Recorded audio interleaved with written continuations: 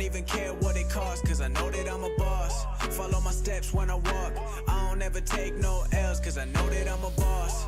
Gotta listen when I talk, I don't even care what it costs, cause I know that I'm a boss. Follow my steps when I walk, I don't ever take no L's, cause I know that I'm a boss. Got an ocean view from my balcony, I've been on top and they been coming after me. I cannot stop, I'ma run it like a track meet. Lot of people quit too soon, what a tragedy. Never miss the moment, I live it and then I own it. Most of y'all would rather go see it just to record it. I don't need the internet to tell me I'm important, cause I am who I am and they already know that I'm a boss.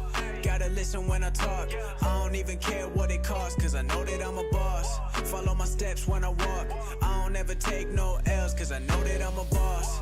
Gotta listen when I talk, I don't even care what it costs, cause I know that I'm a boss. Follow my steps when I walk, I don't ever take no L's, cause I know that I'm a boss. Know they see the boy when I'm coming through, never gonna be taking no L's, only W's. I remember back in the day I had a lot to prove, now I've been settling down and getting comfortable. I just checked my bank account and saw 3 million. I've been traveling the world, going city to city. I put my phone down, tell everybody that I'm busy. I don't even gotta say it cause they already know that I'm a boss. Gotta listen when I talk, I don't even care what it costs, cause I know that I'm a boss. Follow my steps when I walk, I don't ever take no L's, cause I know that I'm a boss. Gotta listen when I talk, I don't even care what it costs, cause I know that I'm a boss. Follow my steps when I walk, I don't ever take no L's, cause I know that I'm a boss.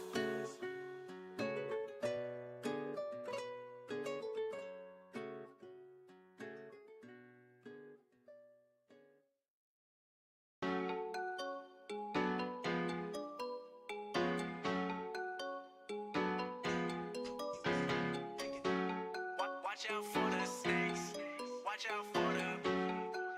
out for the snakes, yeah, watch out for the.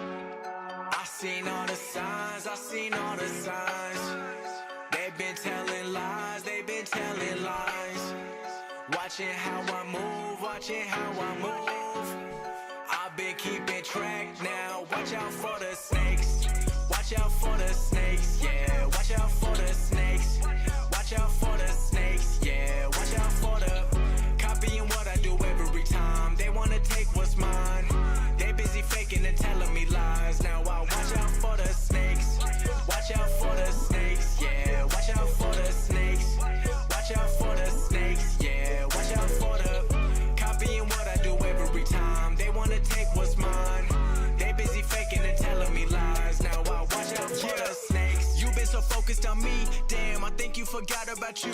Feel like the goat, I'm surrounded by sheep. Damn, you been busy watching me move, paying no mind, staying online. If you been wondering, I'm doing fine. Made 150 in a year, I'm only 22, so don't pay me your time. Back with the track and I've been moving up. I'm a bachelor, but you know I've been getting love. And I'm back, I'm a rap when my life getting tough. I'm a master of the craft and I never give it up. I put in time, I earned a shine, I worked it out. I made it mine and fell in line, and I came a long way, not the wrong way. Know that one day I'll be big as Kanye. I seen all the signs, I seen all the signs. They've been telling lies, they've been telling lies. Watching how I move, watching how I move. I've been keeping track now, watch out for the snakes.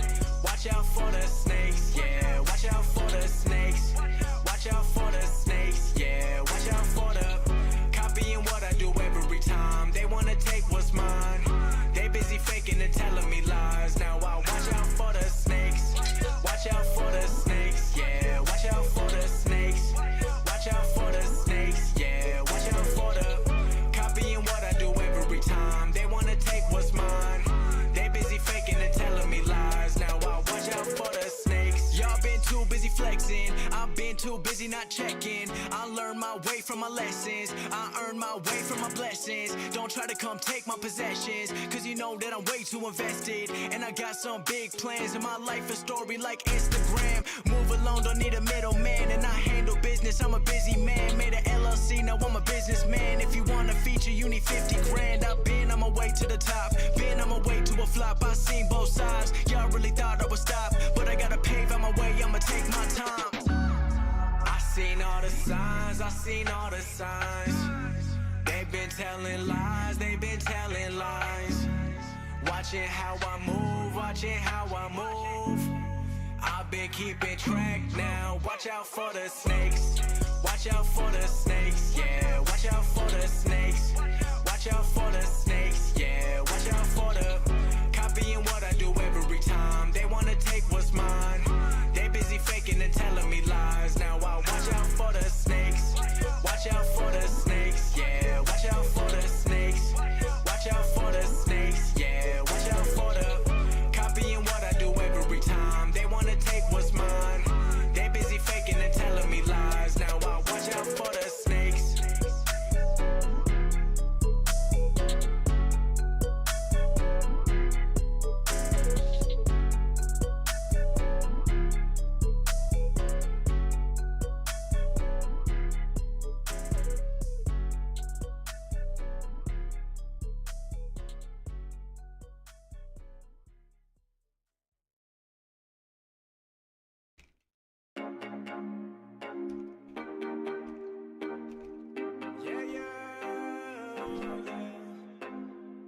You've been acting like a stranger. Said you see me later, but you never call back. I've been getting faded, running out of patience, but I know it's alright. I'll just keep on waiting till you come ride with me. Ride with me, girl. You can vibe with me. Vibe with me, girl. Touch the sky with me. Fly with me, girl. You too pretty for these other guys.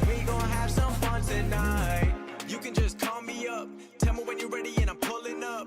Waiting outside in a blacked out Benz. Busy for the night, just tell your friends. Anything you want and you know I got it. Everything on me, don't reach for your pocket. I know you a good girl, never do you wrong. Living in my own world, busy making songs. Thinking about you every day. Wishing that everything would go my way. But I've been searching and searching again. I'm looking for love, I'm not looking for friends. Wondering if you really might be the one. You know that you perfect, you shine like the sun. You making me chase it, you know that I run. I'm never gonna stop till I stop having fun. Ayy, you've been acting like a stranger. Said you see me later, but you never call back. I've been getting faded, running out of patience, but I know it's alright. I'll just keep on waiting till you come ride with me. Ride with me, girl. You can vibe with me. Vibe with me, girl. Touch the sky with me. Fly with me, girl. You too pretty for these other guys. We gon' have some fun tonight. Pretty young thing, that's my PYT.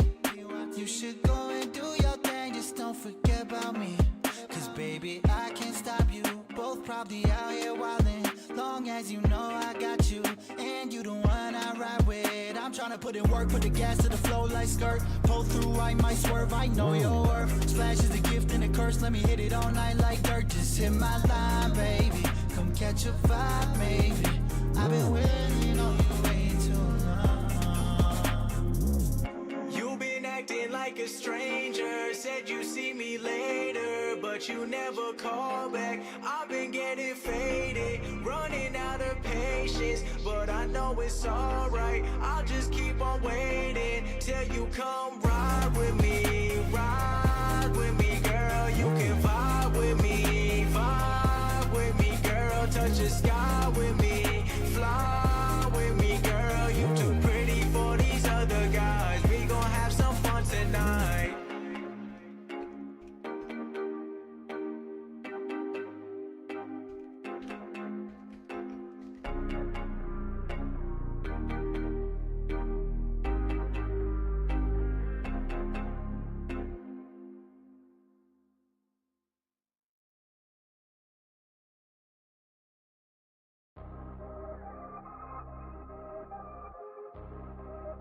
Yeah. It's a new year, you know we gotta come with one of these. 2023. Back in the game and I'm back to the ground, it's a whole new year. I'm about to reach those heights and get to the point that any other man would fear. I'm not scared of nothing, I'm prepared to run it. They getting ready cause they know I'm coming. I see the looking on their faces now. They acting like they seen a ghost or something. I know that I got it, I'm limited. Step in my shoes, but I know they won't fit in it. Put on a beat and you know that I'm killing it. Ain't got no seats at my table, but they wanna sit at it. Nah, started with nothing and I made it everything. They want percentages, won't give them anything. I'm motivating my people to better things. Step in the booth and I'm bringing the energy.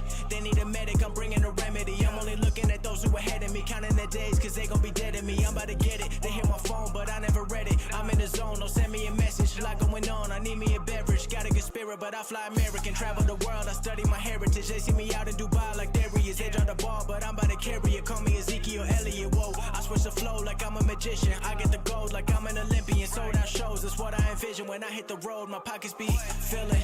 I don't need a bed, cause I don't be sleeping. I'm in the studio into the weekend. I'm feeling heartless like I'm the weekend. Yeah, out in the deep end. I'm swimming with sharks, I'm battling demons. I feel like a rookie, but play like a vet. It feel like a dominant season.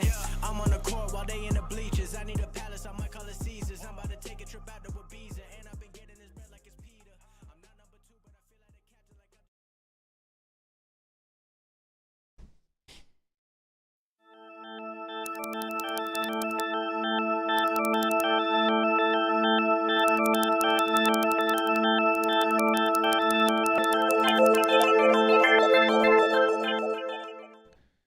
Good morning, good afternoon, good evening. I did have to look over there, make sure I did not have the microphone on mute today, which I do not, thank God. That's how you know it's going to be a good stream, is when you don't mess up the microphone. How's it going, everybody? Welcome to the May 30th, 2024 episode of the Security Data Operations stream. We made it 2 weeks in a row. Kind of 2 weeks in a row. We did 2 streams. We did it 2 weeks ago. Either way, I'm super happy to be excited, as always, to join you, as well as my co-host, Mr. Jonathan Rao. I had to find the button on my stream deck. John, how you doing today, buddy? I am doing good, man. Got a lot of good things going. How are you, bro? I'm good. It's I again, like, it's always a good day when you turn on the stream and you remember not to mute the mic. I do want to keep our intros short today. Oh, actually, they're saying, oh, look at that. We've overcorrected on your volume, John. But now they're saying, oh, great. That's on me, guys. That's on me. Let's fix that. Let's bring you back down. Okay. La la la la la la la la. No, don't do that. Don't do that. Don't do that. Like, that's a stream no. We don't sing on stream. Somebody's gonna clip that, and it'll be all over the internet, and then you're gonna be doomed. No, it's gonna be a meme. It is gonna be a meme. How I feel when somebody talks about cloud security. Shh. Not yet. Save it, John. Save it. I know, you got to get it out. You're just dying to go. Hey, hold on. We're going to keep intro short today. We do got a lot to cover, and we kind of did the intro last week, but I do have some housekeeping items. I always touch on these housekeeping items because I think it's super important for all of our viewers to understand. We are streaming live across LinkedIn, Twitter/X. We got tons of viewers on Twitter/X. Glad to see everybody hanging out over on Twitter. You can add us over on Twitter, and we will get your questions over on Twitter if you're over there. Twitch, YouTube, LinkedIn. We tried to do Instagram, but we had some video issues on Instagram, so we'll continue to work on that. For everybody who is listening across all the platforms, thank you so very much for tuning in across all the platforms. We really do truly appreciate it.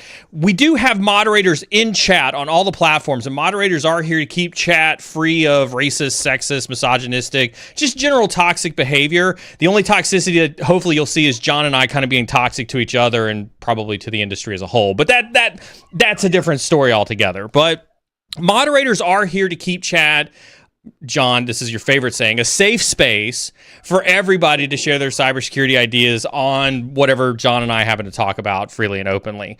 They're not here to stifle chat. We're definitely very freedom of speech, share your thoughts and everything openly. We do believe in civil discourse. Do chat with your fellow practitioners across whatever platform you happen to be in. We do truly appreciate it. If you do have a problem with moderation, please reach out to a moderator in Discord. You can kind of see Amoeba's got like this green little sword next to his name.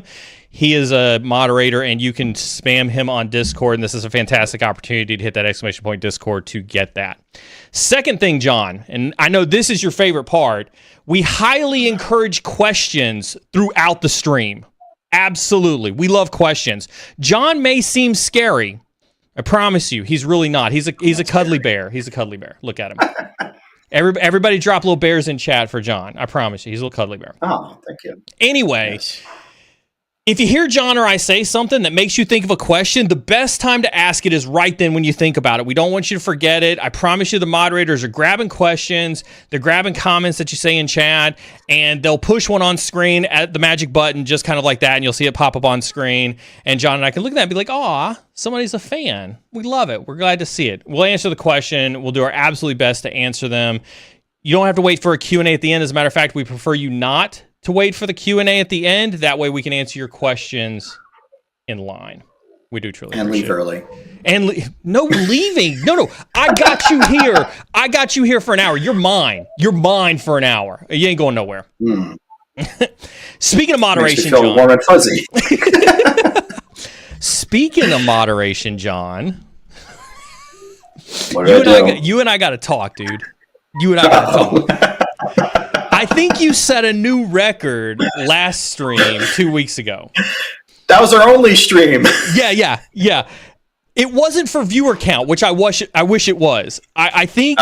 Do you have any guess what the record was that you set for me last week? Well, first off, only 12 people watched it, so That's not entirely true, John. I mean, marketing may have told you that so that you didn't feel like any imposter syndrome showing up on stream, but that's definitely not how many people were watching. 5 of you. No. Us too. You set a record for the fastest time I've ever had a producer message me and tell me that we've got to take content offline because of something you said. How much things did they clip out? They hit me with that Stalin, bro. They erased me. I got information warfare. How many erasures did I go through on that one? 5 or 6? I have no idea. I was not involved in that. I just know that I got the call that was like, can you take the video down now? So for those of you for those of you who reached out to me after the fact and were like, hey, Neil, where's the VOD at? I'll have one of the marketing guys give me the link for the VOD and you can go do it. There had to be some post-education, which is why it's important to tune in live. Yes, come for the pre-Gulag content. That's right. Stay for the memes. That's right. In all seriousness, listen, and John and I are very adamant about this, and so I'm putting on my most serious face possible. John, put on your mean face, your serious face, right? You may see the Query logo in the graphics. John and I are super grateful that Query, has agreed to let us take some time out of our very busy days to chat with you all. I want to remind you, and John wants to remind you, and we're very, very adamant about this. John and I are lockstep on this. This is not a show to sell you on anything Query. As a matter of fact, you'll rarely hear us talk about Query whatsoever. John and I have a shit ton of experience, a crazy amount of experience. We're very vocal. We love to talk shit to about the industry that we're in because we find it very cynical and there's a lot to talk about.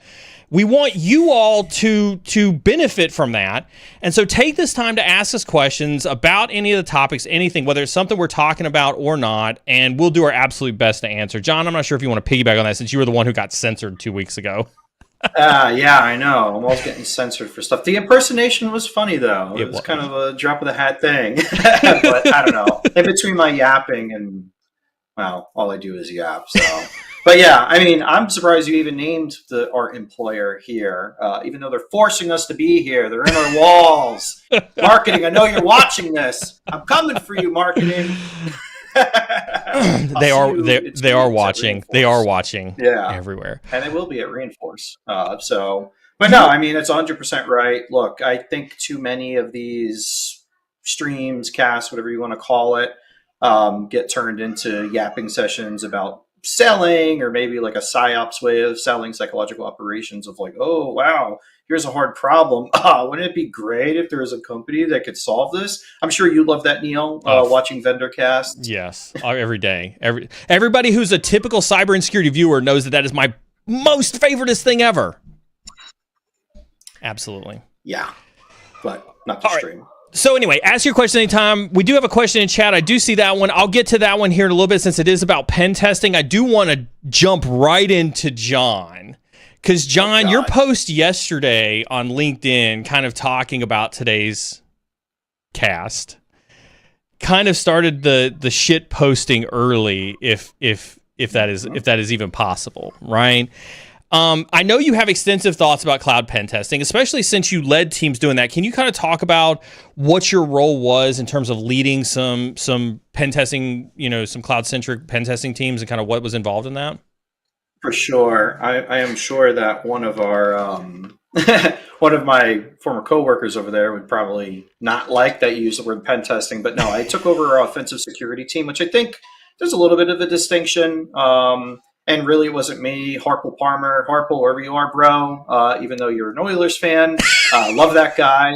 He kind of led our red team operations and red team targeting ops, really, and kind of one of the reasons that we built our cyber risk graph product over there. And I'll yap about that probably later, because if we start talking about graphs and security, we'll be here forever. But yeah, I don't know. I don't feel that cloud pen testing, cloud security as a whole, all that stuff, that isn't a role. That's well, first off, it's a whole damn department, but really it's more of a mode of operating. I don't think that the cloud, outside of, specific SaaS or specific service implementation, is really any different than any other environment. I mean, you got virtualization, you got servers. Yeah, they're sitting in some guard dog protected place in Herndon, Virginia somewhere. You can go look on LiveLeak to go see, or not LiveLeak, WikiLeaks. LiveLeak is for. I was going to say let's not send people to LiveLeak, please. Let's not send people to LiveLeak. Let's not go there. Even though you go to Telegram now for that sort of stuff, but yeah, no. I mean, I know how you feel about this too, but to me, it's like any X pen testing or X security engineering or X security architecture.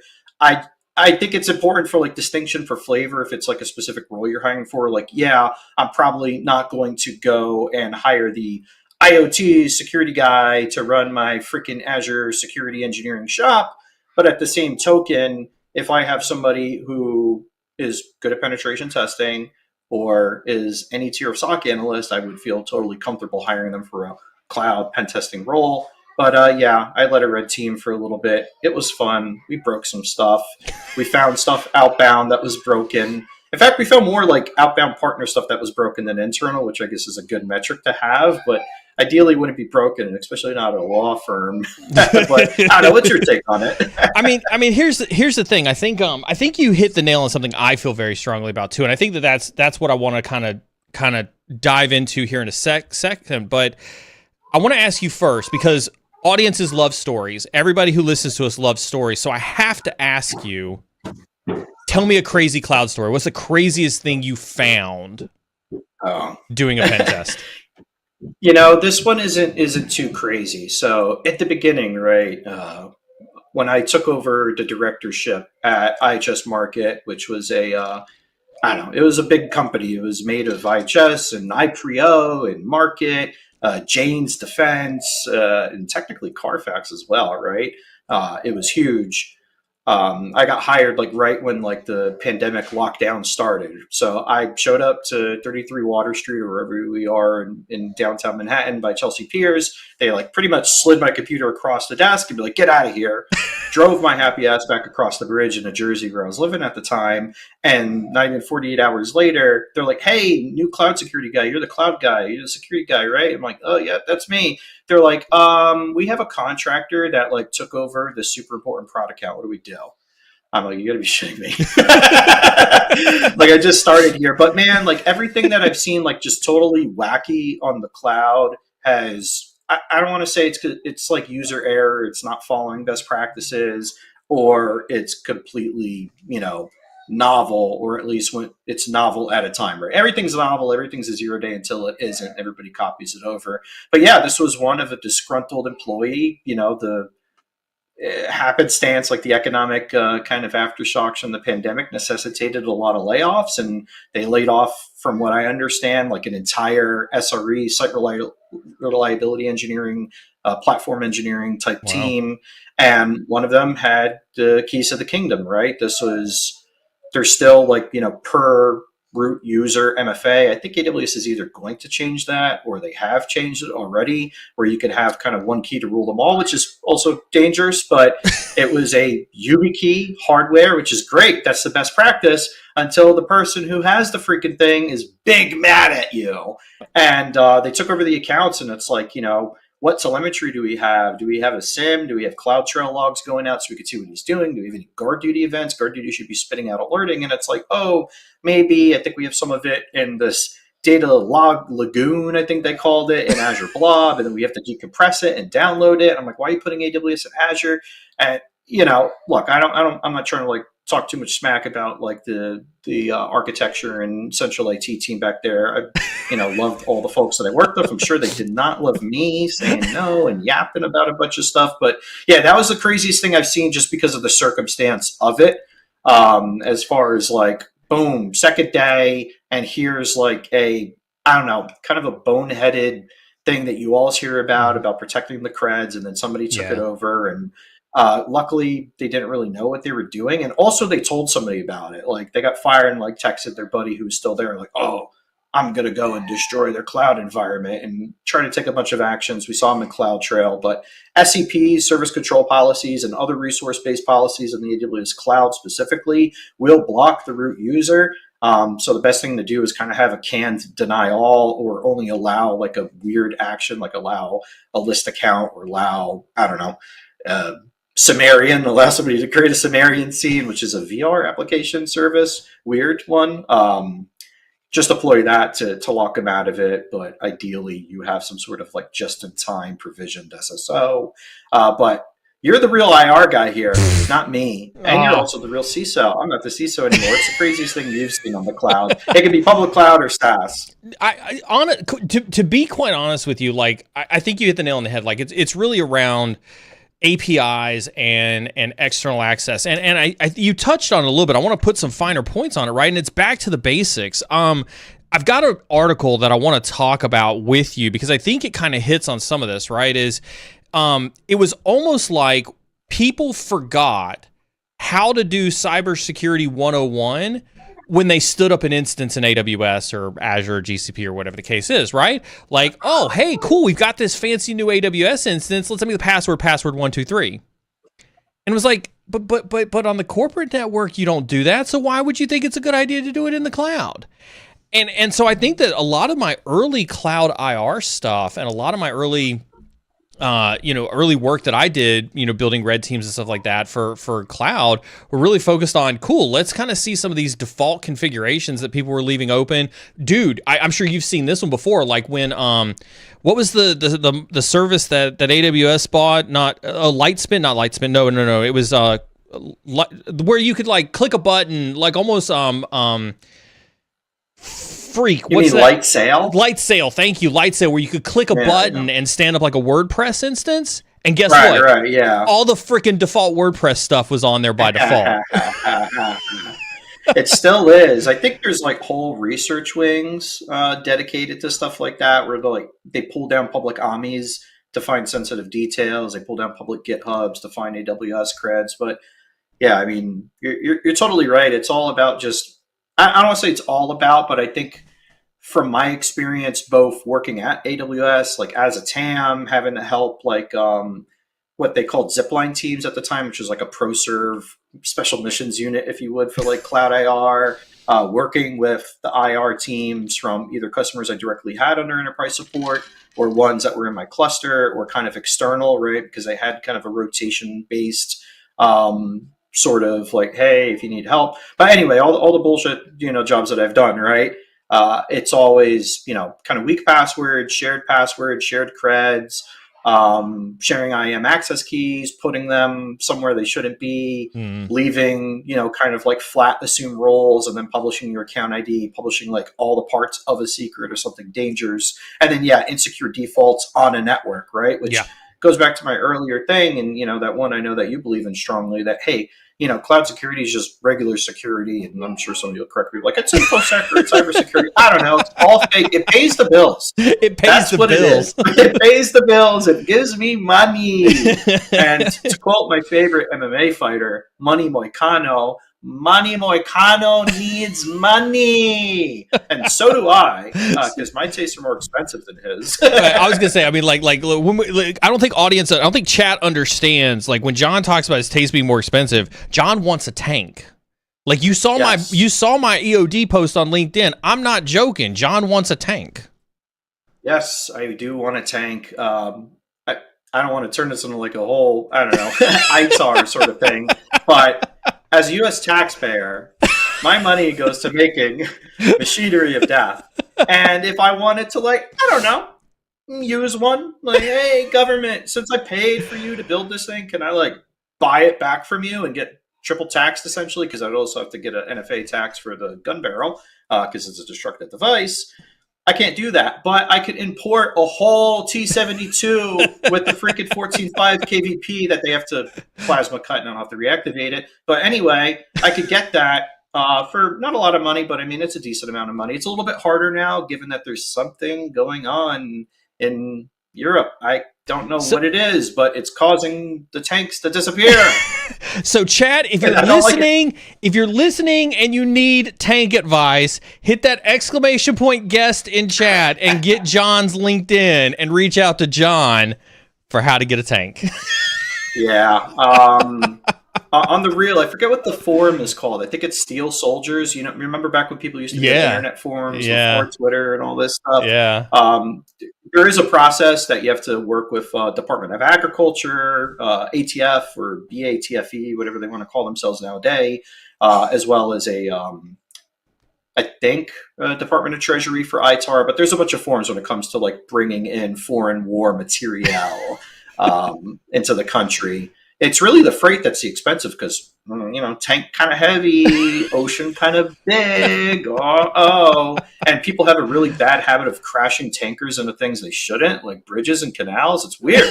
I wonder why that happens. Okay, all right. Yeah. Pivoting back over to pen testing. Marketing is like, stop him! Stop him! Mods, make a note that we need to spend some time doing a mute button for John, or at least like a stream delay or something. But yeah, like I do listen. I want to let me hit on the article because I think that the article is important for context to what John and I are saying, right? There's a recent report, John. I don't know if I'm sure you have. You pay attention to the news just as well as I do, right? Dropbox got popped. I mean, as if that's news. Like there's like 50 of those that happen in a day, right? But there was a vulnerability that was exposed in their e-signature platform this month where hackers were able to obtain usernames, email addresses. They claimed to have obtained hash passwords, authentication credentials. But some of the key ones were API keys, OAuth tokens, MFA tokens. But allegedly, it came from compromising a service account in the back-end infrastructure of Dropbox, specifically what John and I are just talking about, some service accounts, right? And so I have to put a really, really fine point on this, John. When we see people in our industry say you have to be a cloud pen tester, would somebody who had a cloud pen testing background next to their name been able to have identified this versus a regular, normal penetration tester? I hope so. With the people with the fancy titles, you know how it be sometimes. But no, I mean, a regular pen testing firm, you know, I don't care who you engage with or if it's just somebody like on a 1099 that you're getting, or if you have an internal pen testing team, if your organization is that big that it actually necessitates you have one, maybe you're building threat models, or maybe you just need to check a box to cash the check that your mouth is writing when it comes to like controls. Like, oh yeah, we totally actively pen test everything on a SOC 2 report, right? So yeah, I mean, they would have been able to figure that out, right? It's all about secure defaults. And I keep saying it's all about, but secure defaults is really the name of the game. I mean, that's, if you boil down really any best practice, any cloud well-architected framework, any cloud service security architecture reference guide, you know, a SARG, I guess, or a SARG, whatever you want to call it. A laugh, not a real laugh, even though you should probably use a laugh, right? It's going to talk, like, those are the first things it's going to talk about, like, you know, IDM, identity, entitlement, access management, need to know, minimum necessary, don't use password, don't use default passwords. In fact, you shouldn't use any password-based auth. Use modern, you know, kind of like FIDO2 OAuth things. Hardware tokens are great until the person who controls the hardware either gets murked and they're like, give me your freaking YubiKeys, stab them in the face. Which have you had somebody on the streets of San Francisco mug you and ask you for your YubiKeys? No, but I had them poop. Just not during RSA. It's weird. Where do they put them all? Oh, that's gonna get totally canceled. Mute. Oh no, I did it again. Mark, you keep forcing me on here. I'm going to force to say more crazy things. But no, that actually did happen. I had a job. I don't want to say which one it is, but one of the roles that I had taken after I'd gotten there, I came on board with a bunch of other folks to kind of build out this security program version 2, because in the past they had a lot of lacking controls, right? This is office days. So, Yeah. the VPNs could be shared passwords, it was shared usernames, sometimes to authenticate to it. The different ways to get into the buildings. It wasn't like a card or FID based pass in. And then even if there were in certain locations, you could just turnstile and get into the building and get in the elevator and access different rooms. But somebody had taken some stuff they shouldn't have taken. Particularly, I don't know if they're going to try to sell it or whatnot, or if somebody told them to do it. There was actually a whole, state and federal level investigation, and really the comeuppance was like, "Hey, go implement, hundreds of these freaking tools and whatnot." But yes, I haven't seen, or nobody's come up to me, but there have been not opportunities. There have been occasions that I personally know of where somebody was targeted because of that. And I mean, it happens every day, because what is really cybersecurity than just a subset, superset? I don't know the grammar behind it, of regular old security. And that comes down to, operational security, right? Or personal security that you should be doing every day, right? Use strong passwords. Change up your usernames. Don't use your real phone number. Use a freaking burner, or pick up another cell line and register it to your grandma that lives in freaking Idaho. Okay. We're not escaping from terrorists overseas. Like we don't have to worry about all that. Hey man, you never know. Like, people follow you to ATMs now. Like, drive-through ATMs are some of the sketchiest things you could do. They actually really are. Yeah. Maybe follow just the secure defaults, and I think those are the most important ones, right? Yeah. This is coming from somebody who wrote a cloud security posture management tool that spits out, hundreds of freaking checks, but most of the checks are like situational. The more important ones, there's like maybe 5 that are like really important. What are those 5 that are like really important? Like, chat, this is one of those times where, like, in between all the BS that John and I do, like, John's going to drop 5 important checks that I think are important for all you cloud, whether you're a pen tester or a practitioner or a blue teamer. Like, this is something, definitely pay attention to this one. So what are those 5, John? Yeah, and I'm going to ask you the same question after I'm done. They'll probably overlap, but really, I mean, depending on if you're looking at it from a pen testing, obviously this is stuff that you want to look for that they don't do. But the more important thing, right, is just, it's all around identity. I feel like it's, use MFA, right? Use MFA or some strong authentication. I don't care what it is, but use it especially on the administrators. And ideally, you're kind of force funneled in through an IDP. AWS SSO back in the day, and the other SSO platforms for like federation, for using like service provider initiated or identity provider initiated suck. But now between Okta OAuth, AWS Identity Center, Entra ID, Azure AD, whatever you want to call it, and the built-in directory services, I already said AWS SSO, but Google has one, even though Google really wants you to use Workspace. And I mean, hell, you could even service initiate SSO through Salesforce. You could use Salesforce as your freaking identity. Isn't that wild? My God, isn't that wild that you could do that with Salesforce? Yes. God. Do that with Salesforce, man. You know what else you could do with Salesforce? You can do a lot of things with Salesforce. It's odd. Yeah. But yeah, so that's 2 in 1, right? Yeah. Use MFA or other strong authentication. I don't care. I believe the OMB or maybe CISA, who should be disbanded, created a kind of strong authentication, like, hey, there's MFA, but you should use these MFAs. Whatever, whoever made that, I'll have to dig it up, but I think Microsoft in their documentation has like a phishing resistant MFA. Use one of those, right? So not an email, not a password, not something that you could lose control of. Probably not a text message unless you're rotating phones with even none. That could be sketchy. Use SSO if you can, right? I mean, I have for my own sandbox, right, for like Electric Eyes, not back end, but for some of the more public facing assets of Electric Eye, which is the CSPM tool that I write that has that'll generate like the HTML reports and whatnot. I have a Google Workspace business account that I got with some of the domains, so it's like $7, and you could do that for as many users. Set it up to be just in time. So I think that's also important, that whatever, there's going to be a higher level than your IDP. I think a lot of people get focused on like, oh, I'm going to bloodhound the shit out of their directory. Yeah. Something is populating that directory, some person, some team. It's probably an ERP tool, right? An enterprise resource planning tool. Some people call it HRIS, Human Resources Information Systems, Workday, Bamboo, a spreadsheet somewhere, a logbook, right? Somebody's going to be, logging in and overtask CISO that's doing it all by hand.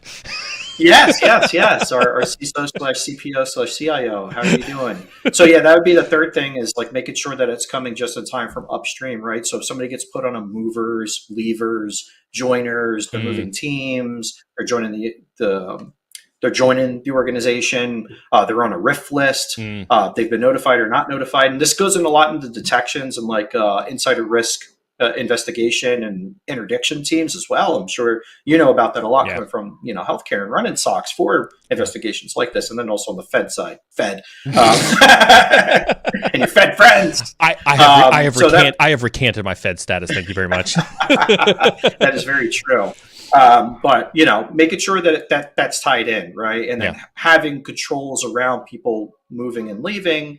Next is like secure defaults, right? So if somebody's, and this is really broadly specific, but have as small of a attack surface, as they call it, as you can, meaning that instead of, you have app servers that, I don't know, have some app, right? Like you're, I don't know, Bumble or something, or Tinder, or whatever. And instead of having all those Tinder web apps, freaking accessible from the internet, Tinder.com should be fronted by a CDN, right? Like that's what we mean by attack surface. That if it's connected to databases, cache, streaming services, data warehouses, ODBC drivers, analytics workloads, ML endpoints, that should all be fronted by the minimum amount of network infrastructure that you need to front it, essentially. And then if there's connectivity back to the office, using a VPN, I particularly like AWS Client VPN, but that could apply to other things as well. So, a good network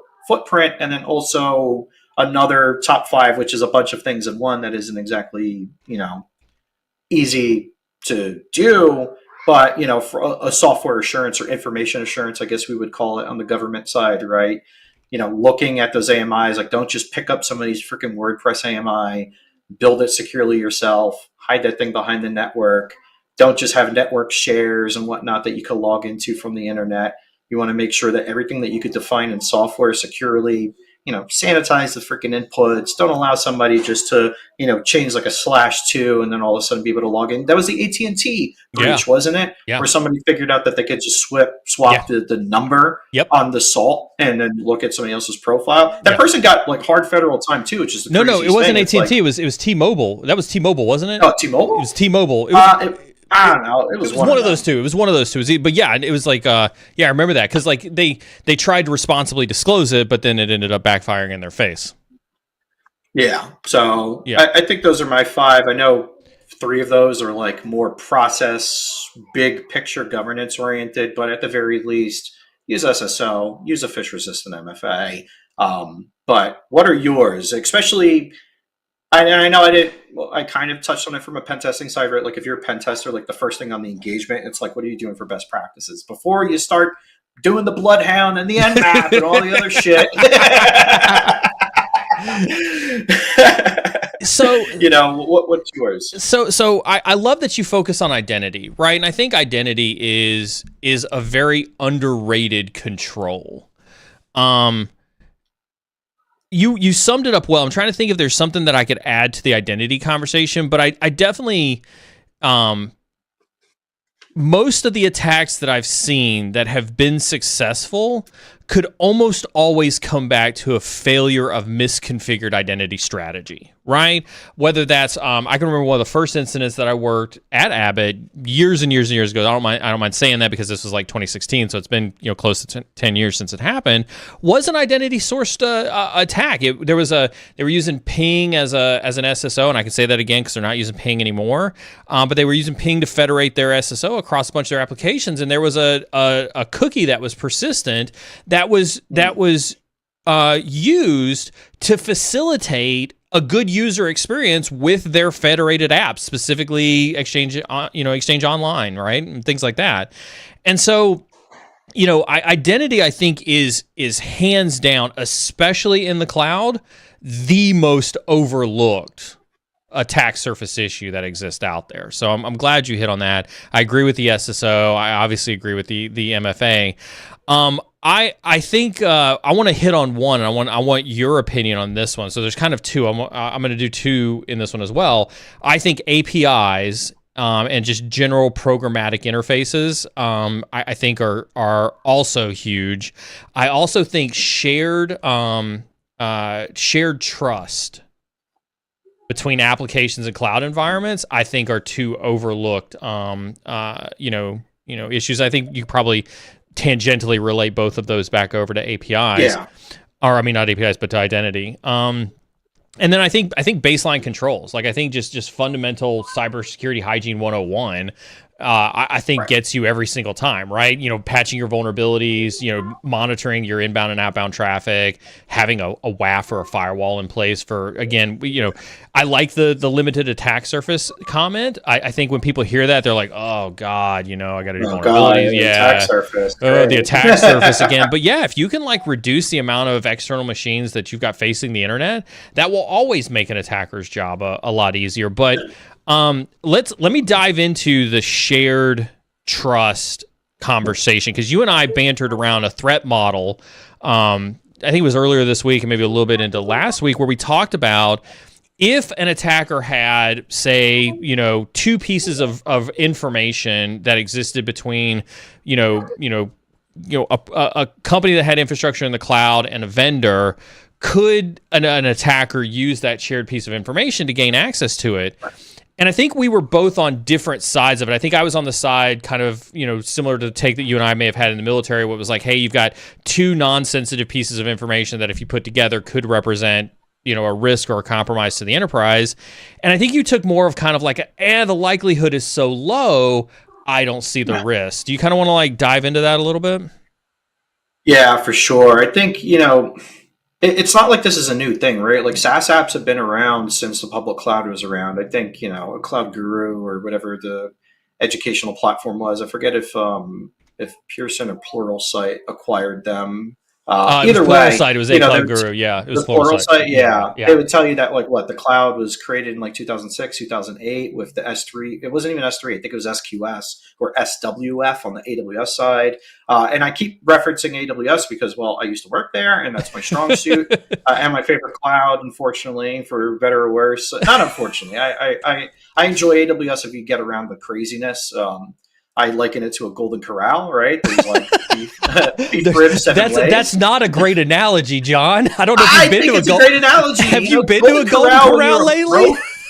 Yeah, well, not lately, but when you're a broke freaking army, E4, right, going to your third freaking duty station, you ain't got no money because you just had to spend it all moving all your, your prized possessions, all your freaking combat shirts, Golden Corral is awesome. So it's there's a bunch of different options where Google is very, kind of developer centric, where it's I want to stream PubSub, I want messaging PubSub, I want a broker service PubSub.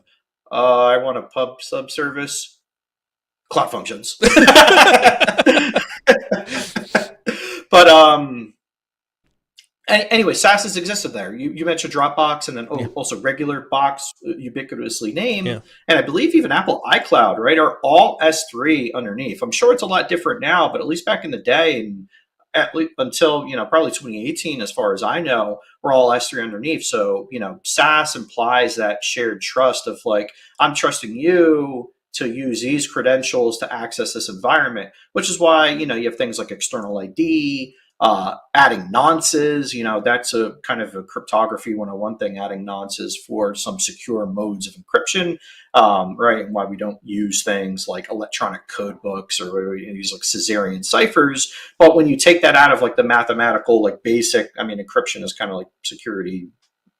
It's not easy, it's not basic, but it's the raw security where it starts to go into the math world. But it's really kind of I want to say indemnification, but it's not, even though there's some indemnity there. But you should, look into that too, right? Indemnifying yourself or indemnifying them. I always forget what it's supposed to be on our legal counsel. Like, shut up. This is why we have lawyers, John. Don't even try to dissect it. Yes. But I can't be a lawyer because they force you to eat a puppy before you graduate. Oh, it's true. And there goes the marketing guys looking for more stuff. Like, gotta strike that one. We were trying to close business with a law firm. Nice going. No, I think it was more the puppy comment than it was anything else. Yeah, I'll tell you. I got a story that I could tell you off stream that'll make you laugh about that. But yeah, I have one related too. But shared trust. I think that the point that you're trying to make, though, right, is that shared trust has existed forever, and I don't think that people are thinking about that shared trust when they're thinking about either how to attack clouds or even how to defend against them. Yeah, I think it's from like a pen testing, red teaming perspective, it's like, hey, that's an avenue in, right? So it's like, let's say your infrastructure is all good to go, but I could pop a Salesforce cred, or I come in from the reverse. Your dev has a script that they wrote to support the business, to pull a specific table out of ServiceNow, out of Salesforce, out of some other main SaaS, and maybe inside of those platforms, there's other bits of information you could piece together to get back to even a higher level platform. Maybe this is coming from a data warehouse, and you have a bunch of customer data, right? There's a lot of implicit connectivity, and that brings you back to, or brings us rather back to your API comment, and that's right. I would include that in like the reduction of attack surface. But APIs can get a bit sketch, especially, again, an AWS example, but it could be anywhere, where not only is the application programming interface, where you're able to, that's how applications communicate to each other, whether it's a RESTful or I guess a service orientated, SOA, or if it's using GraphQL, you're submitting information that app could understand, and then it's in turn talking to other things, and those other things that it's talking to, there has to be some sort of shared trust there. Maybe it has access to your Vault environment, to Azure Key Store, to Google, to Google Secret Manager, Google Artifact Registry, Artifactory. It's trusting you to pull down a package, to make a download, to grab a file, accessing a database, accessing a warehouse, accessing a customer relationship management, a CRM tool like a HubSpot. These APIs, right, could essentially, cascade into accessing a bunch of other things, and you're trusting that it's like, hey, this is the point to crack, right? So from like an attacker perspective, yeah, obviously I want to get into that. From a pen testing perspective, from an assurance perspective, a governance perspective, I mean, if you really think about it, a governance team is like a pen tester without a keyboard, essentially, right? Like they're asking these procedural questions. You hear that, my GRC folks? John just coined you a pen tester. Now you can go out there and you can piss off all of the cyber influencers on LinkedIn and say that you've been called a pen tester because John told you were. You're welcome. I mean, in a way, I think like the ultimate pen testing business model would have like a really strong privacy person, a really strong governance person, and then obviously a pen tester too. Maybe they're a cloud pen tester, an IoT pen tester or something. I think the only people befitting of that title are somebody who uses like RFID, like, car freaking pen testers, right? They're running around with hack RFs. They're running around with freaking Blade RFs. Blade RF is the way to go because you get 60 megahertz of bandwidth. That's a story for another. 62 until the FCC and comes in and cracks down on you for popping up your own. You're just not allowed to decode, but if you have permiso, you're good to go until you're. I was thinking about that first time that somebody dropped an MC catcher at Black Hat and turned it on for like 3.5 seconds, hoping that the FCC wouldn't come in. Yeah, no. Well, the police department could do that for no reason. I can't die, right? And anyway, John. Dragon OS. If you guys are like interested into like RF pen testing, whether it's for cars, IoT, intercepting things like LoRa, long range, which is on 925, and I believe it's on 833 megahertz. That's used a lot in IoT for communications. That's great to practice with because it's low energy, radio direction finding, radio astronomy. Look at Dragon OS. The guy who makes it, I think we have to find his YouTube, CMX Cutter or something like that. But just look up Dragon OS on YouTube, and he has a bunch of stuff. He also has a lot of ATAC stuff, right? GoTenna Pro using some ATAC out there. But that's besides the point. But yeah, I mean, APIs I think are the single most dangerous thing. And now it sounds like we're an API security freaking company about to talk about SACE. God. Don't say sassy. Don't say sassy. Sassy, sachet. Hey! Well, let me ask you this, because one of the things that I do like about this show that you and I are doing is that you are much more programmatically centric than I am. Like I definitely admit that the extent of my programming is, a bunch of bash scripts and maybe some Python, here and there. But you've got a lot more of that dev and that DevOps experience. What if you had to give like your top 3 kind of like API do's and don'ts for other people who are thinking about programming, or even like, hey, if you're an API pen tester, you want to get into API pen testing, here are the 3 things you should be like looking at. Like, what would you pass on to people? Well, one, try not to make all of them freaking public, right? Or if you do make a public, right?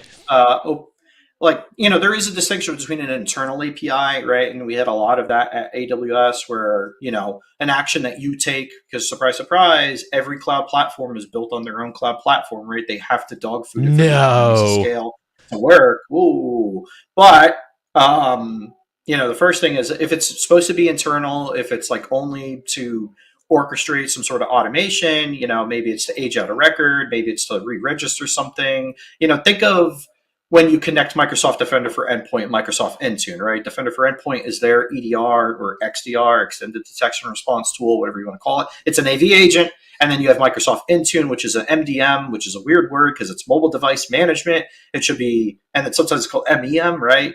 Microsoft Endpoint Manager or Mobile Enterprise Management or something, mobility, whatever. You get the point. They're 2 different tools and you could connect them because Intune is supposed to be where you have your configuration profiles where it's like, hey, you could use this BYOD device, or hey, you have to have these, updates installed, or you have to have this configuration for like your net capture filter. You have to use File Lock or Vault Lock, whatever, the Mac OS one is. I should know that because I have a Mac. I think it's Key Vault. I think it's Key Vault. Key Vault, yeah. Right. So that's what Intune is. And then you could connect it with Microsoft Defender for Endpoint such that you could bring in coverage data to have within Microsoft Defender for Endpoint. Like, hey, this is on our directory. This is registered to this person. They don't have Defender for Endpoint. That either means that your Intune scripts are broken and you suck and I hate you, which was me when I was the CISO at Lightspeed. I never used Intune or any of that stuff outside of like just, I got to go get Defender data. So let's figure out how to use this API, right? So that's an example of an internal API. If it's something that you use for yourself, not for the customer, don't make that thing public. Don't have your documentation out there. Don't have that endpoint be headable, right? Hide that thing behind a WAF. And then the second thing would be, strong security, right? Not just MFA, but, API tokens, or if you have an OAuth endpoint, or especially like if you're sharing, session data, somebody logging in, they're coming in from SSO, encrypt the JWT, have a way to deauth it, have a way to age it out, have a way to track the sessions, just the overall session management of the security is, very important.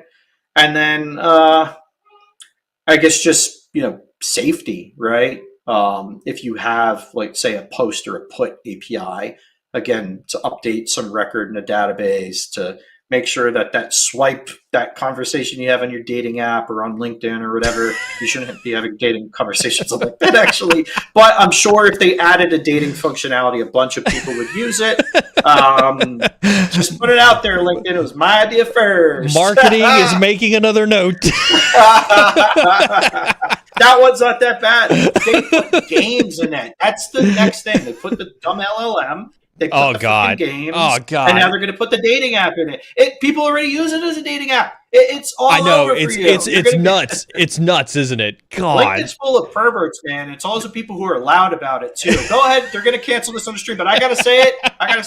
The ones who are very, very loud about like, I would totally never offer mentorship under the guise of, predating on somebody. Oh, who would ever do that? Those are the people who are the predators. Oh, God. Okay. John, mute. Not you. John has strong opinions about LinkedIn. Anyway, yeah. This is the best response right there. Sec IT guy. Now I want to take a detection engineer and put them in charge of a dating app.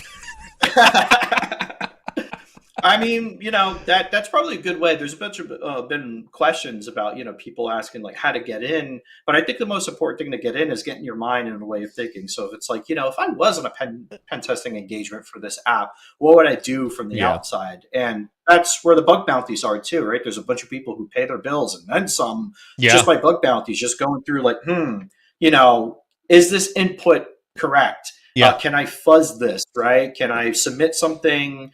Can I ask it something? This API says it's for posting. Can I try to delete from this API endpoint, right? Is there safety in the methods? Is there safety in input sanitization? Is there safety in just, it's doing what it said it should do? And can your users get themselves into trouble? And that's a whole esoteric AppSec sort of question, and not my strong suit. I've never ran an AppSec team. I don't know a whole lot about, OWASP other than what's OWASP. But if somebody asked me in an interview, like, name the 10 OWASP things, I'd be like, okay, close lost. I'll get a new job. I love that. But I mean, listen, Chad. I hope you're taking a bunch away from this. And there have been some questions, John, and I do want to get to them here in our last few minutes because I have noticed that the mods have been pushing them all to the queue. I hope, Chad, you guys have been taken away just kind of like the various amounts of skills that just kind of like come from being exposed to this stuff, having it in your repertoire, being able to practice it, and really you just kind of like move in the direction I would say that the industry kind of takes you. And John, I want to kind of like this question. I thought this was a priority question from one of our Twitch viewers, and I thought it was pretty valuable because I think this is worth mentioning again, right? And the question really is what is the goal of these talks every other week? What should we be looking to extract from this? More knowledge is more better. That sounds like somebody who went to your high school for English. But just curious the actual goal. I think I would answer this, John, by saying like, hey, listen. More knowledge is more better. And from my perspective, I don't like to write. I'm glad ChatGPT is here and I can like stick a bunch of freaking, prompts inside of ChatGPT and have ChatGPT write for me. But I love to speak, right?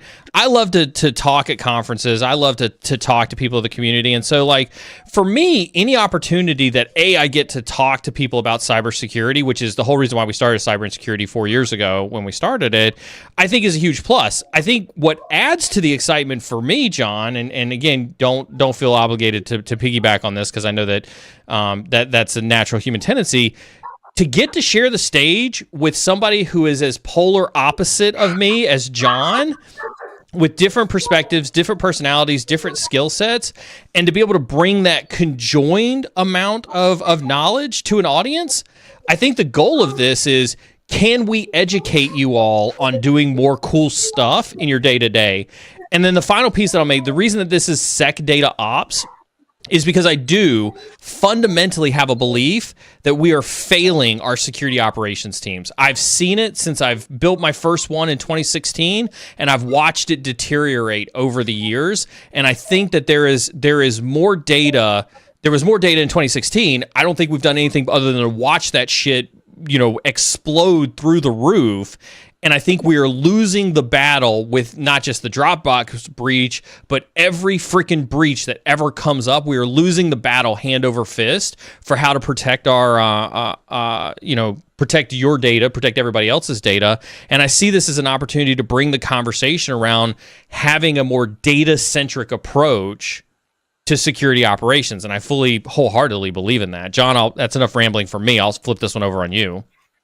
Yeah, I mean, so for me personally, when I was kind of getting into this, I've always been an introvert, and I only got into like computers and network and stuff because I used to play a lot of MMOs with my old man, even though he couldn't do it for a long time because he runs his own business. He does contracting construction in New York City, but we used to play an old dead MMO called Ashen's Call, and that's really what got me into like networking and, how does this work and why the freak can I connect to this? And then that got me into like computers and learning Linux and C and C++. But the big thing, and I don't even know who told me this, it was probably some teacher somewhere in public school, like, the best thing you could do for yourself is find out 3 things that you didn't know about. And hopefully that's the takeaway, right? Where between me yapping and Neil actually having some like elucidating things to say, more, an easier stream of consciousness to follow, rather, is, if it's like 3 things, or maybe it's just one thing that, like, what the heck is an AppSec, or what's a SecDataOps, or what's a DevSecOps, and SecDataOps is a shitpost. I made it. A bunch of people are using it though. Where are my royalties at, guys? We should do an episode about like what is a shitpost and how a shitpost turns into a following. I guess. I mean, it's mimetic energy. But yeah, the idea is just to take away something, some term, some technology, something, right? I mean, it's hard in this format when we're just talking to be like, oh, wow, write that down. I better go do that today. Especially when you ask me what are the top 5 things, and I named like 4 processes, and all of them are processes even, right? Like turning on MFA, that sounds great when you're at a startup of 17 cats. But what if you're at a company with 33,000 freaking employees of various states, right? Some are 1099, some are corp to corp, some are full-time employees, some are long-term contract to hire, partners, executives, all sorts of different walks of life, right? Or not walks of life, yes, but all of the things, take process. I think that's the thing about security, is that we want instant gratification as an industry. We just want everything kind of given to us. And I think that could be the show for it. But personally, I don't know. In the past, like at AWS, when I was like full like DevSecOps, right? Like, let's put all the freaking detections in the pipeline and let's scan all the things, and you got to transitive vuln. We got to stop your app from going live. If you ask 2016, John, or 2010, John, who was a junior in freaking high school in 2010, I'm pretty sure. Oh, God. I forget. God. Yeah, I'm kind of young, bro. Anybody could do this shit, right? Like, So that's really what the takeaway is. But I do echo that, right? Every day. That's why I picked up data. Yeah. When I was writing blogs about using Sumerian and using early NLP and IP insights and ML models and analytics and your favorite word, Neil, Haversine distance and Euclidean models and analytics. I never went to college, bro. I didn't go to college. I don't have a college degree. I think I maybe took like 5 college courses through like Capella or something once upon a time. And I was like, this is freaking bullshit. Like, I'm not learning anything except for Java and MariaDB. Not to put people down with a degree, but I don't know. I think we're kind of past that finally. Yeah. But now we need to get past the whole need just for like, oh, I want to know something that'll get me in to pivot, to get me a bunch of money right away. Yeah. It's not that. It's all a process. And I hope that the takeaway is that this shit takes time. You could do this from anywhere, any starting point. That's a good thing about this. And I don't know, have some fun, chill out, have a beer and shit. I think this is one that I want to highlight on, because like I think this comment it is important, and I think this is kind of the root of the question that you asked, Doc G, right? Is I'm not as hardcore that data engineering skills need to be crazy adopted by security folks. Like, the stuff that John does is effing magic, dude. The stuff that John does in AWS and in GCP is effing magic.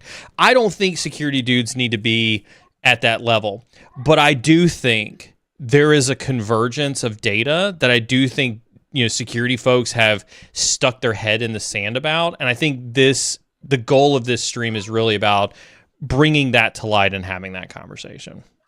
Yeah. Go ahead. No, I want to touch on that. Maybe not the skills, right? I know how, because we talked on this on the first episode, right? And it was my mistake not to ask you, like, how much more you felt about it than I'm almost done with my whole crusade of like, security people. I did a couple shit posts like with the dark Kermit, like, oh, now make the freaking security people learn PySpark, which is interesting to me, right? I think it's a skill that you could pick up. Look, if you could write a Python script, you could write a freaking PySpark script. Just run that shit on EMR, send it, right? It'll be expensive. But yeah, I do think that there is, here's another one, that there's a crossover between analysis, right? Data analysis, security analysis, and it all kind of starts at the same point, right? I think the good thing about our compatriots on the data side of the house is they think interoperability first and they think outcomes first, right? Yeah. It's like, okay, we need to make a report for this business, for this demographic. I think I used the example in the last stream. How do I work backwards from this with the minimum amount of data necessary, with the minimum amount of touch points necessary? And I think that's naturally also a security thing, right? Like, there's a whole concept of data SecOps, right? Like data security, protecting the security in transit and motion and use, right? Polymorphic, whatever. So there's also that. Yeah, maybe you don't need to learn SQL, but I think we're getting to the point that you probably will. Just like a lot of cloud security, cloud security engineers, AppSec folks, vulnerability folks probably didn't think that they had to learn like Splunk query language, right? And then all of a sudden people are putting everything to Splunk. The natural thing is going to happen now where you're going to have to learn how to use a Power BI tool or maybe learn how to use a notebook. Though, if they do it right, you shouldn't be writing freaking SQL queries against the data warehouse to begin with. But yeah, I don't know. Go learn some SQL. It's fun. Yeah, this is a good question. I do want, especially since you came from AWS and you've got a pretty good perspective about that mix of these two kind of crossovers. But how many entry level cybersecurity practitioners do you think are aware that DevSecOps is even a role in the marketplace? I think a lot more now, right? Like DevSecOps is kind of still, at not the forefront, but was forming rather in like 2017, maybe a little bit before that, but that was in the whole state management, config management, everything as code. But then it morphed into from more of like a governance top-down function to, version control everything to let's just put all the security into the pipeline. So it's almost like a dead meme now, but a lot of people use the roles. And I've never seen it executed particularly well. I think it's now called product security or staff security engineering embedded within a product team. Because the whole we just got to teach all the devs how to securely code. It's like, yeah, maybe they should know when to, sanitize queries and use walrus operators or whatever, but they shouldn't be, learning how to build a whole full stack secure application. But DevSecOps is good in a way that cloud security is good, that it's a broad departmental sort of view of the world, right? Where you could slot into different things. I think application security in all its parts, vulnerability management. What else, Neil? Can be honest here. I mean, there's a bunch of parts of DevSecOps. I mean, so I'm slightly cynical on DevSecOps in the sense that, like you, I don't think it's very well defined. I think no. this question here, and kind of like to SecIT's guy's point, like I think we all thought that there should be some embedded security in DevOps roles and just in engineering, efforts to begin with. And I think we fundamentally have seen that fail, I think is probably the most direct way to put it.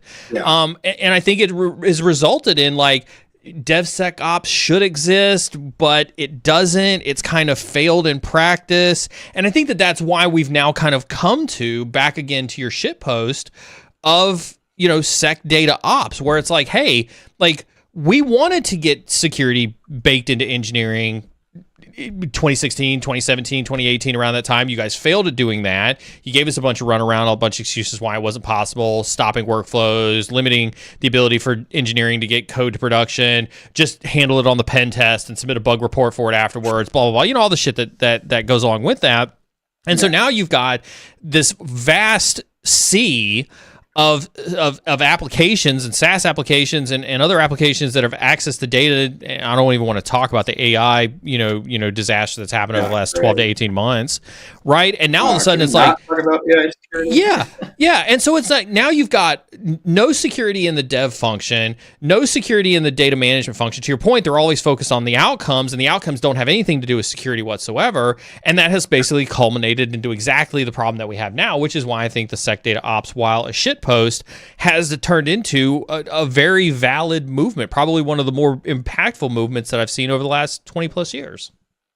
Yeah, no, I think, the question, how does somebody get into DevSecOps? I think like a prototypical DevSecOps engineer, even though I'd call them a product security engineer, you got to learn kind of all three parts of that acronym, right? That's what it was intended for. It was some development, even though the development side of security is going to be, hey, you got to write CloudFormation and Terraform and SaltStack and Pulumi and Tofu, whatever it is. So pick up a scripting language at the very least, right? Kind of understand the SDLC process. People skills, soft skills, I think are a lot more important, right? Because you're going to need to be explaining to general managers and software dev managers why what they're doing is bad. But also learning the skills, because you're going to have to be, building out freaking, infrastructure as well, infrastructure services, everything's defined as code.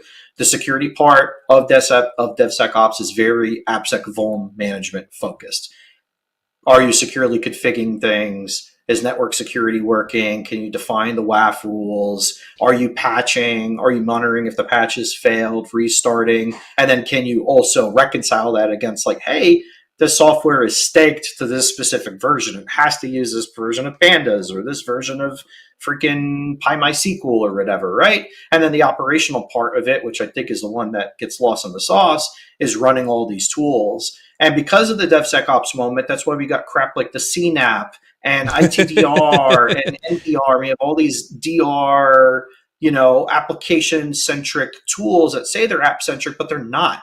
Right? Yeah. They have no context into the team, into the governance, into the processes behind it. So getting into it is really just kind of perfecting all the skills, up and down that stack and finding this. And I think what you'll find is that you're going to specialize in an area like, oh, I actually really like this application security thing, right? Yeah. Or I really like being a vulnerability manager, and then you'll end up getting into that by accident. Yeah. John, we ran over, but it was an amazing conversation. As like, I'm not complaining. I think more, your boss and my boss might complain. I think, more than anything else. But hey, parting thoughts for the community, kind of like if they need something to dream about when, between now and the next time they see you and I on camera in 2 weeks, like what do you want to leave them with? Cloud security hard. Yes. Invest in tanks and ammunition. But no, I mean, think of small problems first, right? Whether it's in data, cloud, AppSec, pen testing. I think just, we're looked on, security folks are looked on or put too much pressure on themselves to have to solve for everything, right? Nearly everything that Neil and I talked about, nearly everything that Neil and I have done in our career have been like big rocks that you got to chip at, right? So focus on the smallest, minimum necessary thing that you could do to affect a good outcome, and my boss, the CISO at IHS Markit, Eric, always framed it as the what, the so what, and the what next. And if you can't clearly articulate that, if you can't write a one-pager about it, then it's probably not worth doing, or you don't understand the problem space enough to actually, be effective in it. And don't put pressure on yourself. That is incredibly well said. And the folks who are longtime listeners to Cyber and Security have heard me say something very similar. I did not prime John for that. That was pure John intellect right there. What? So what?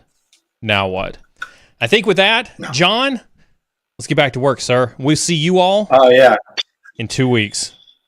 I'll see you on the other computer.